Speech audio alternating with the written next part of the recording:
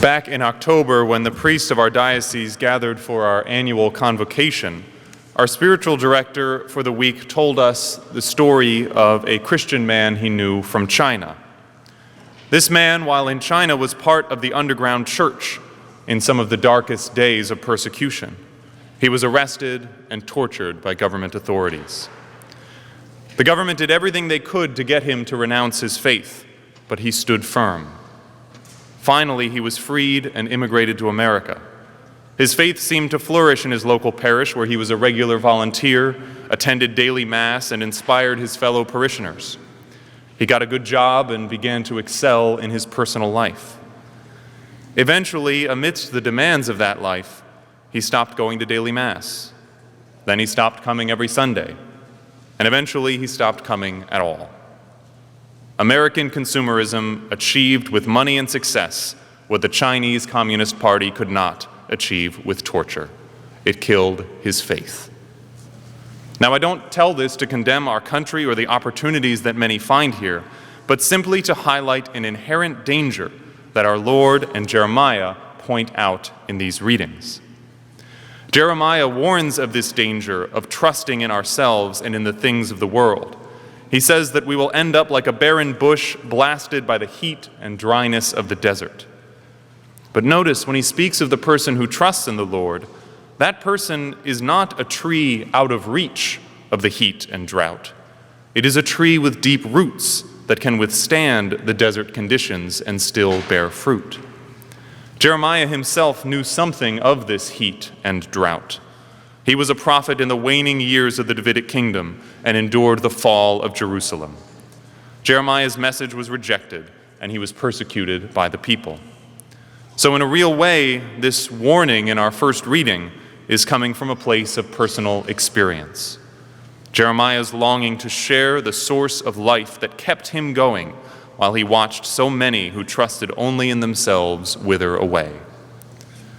Jesus points out the danger in more detail in our gospel. He is not condemning the rich or riches in general, but the one who depends on riches, the one who counts on the things of this world to fill himself up, and who seeks out and desires the praise of others. And likewise, he does not praise poverty for its own sake, but he praises those who are not attached to material things. As St. Ambrose put it, "What good does it do me to lack worldly goods unless I am meek and humble?" Both Jesus and Jeremiah present this sort of dichotomy between our dependence on ourselves and the things of this world on one hand, and a dependence on God and a freedom from the things of this world on the other. But Paul, I think, gives us a great understanding of how to live like Jeremiah's flourishing tree and like the blessed of our gospel. It seems the Corinthians might have had some doubts about the resurrection, and Paul was answering their questions. He doesn't just affirm the doctrine of the resurrection. He says, look, if Christ did not rise from the dead, then our faith is in vain. And if Christ did not rise from the dead, then we are the most pitiable people of all. That's how important this truth should be. There's some wisdom from a seminary faculty member that I think helps give this its full meaning. When I first started in seminary, I think within the first month, they sat us down and told us to prepare our vocation story, the story of why we entered seminary. Our formator said that we need different versions of this story for different situations. He said we need the 20-minute version, the 5-minute version, and the 30-second version.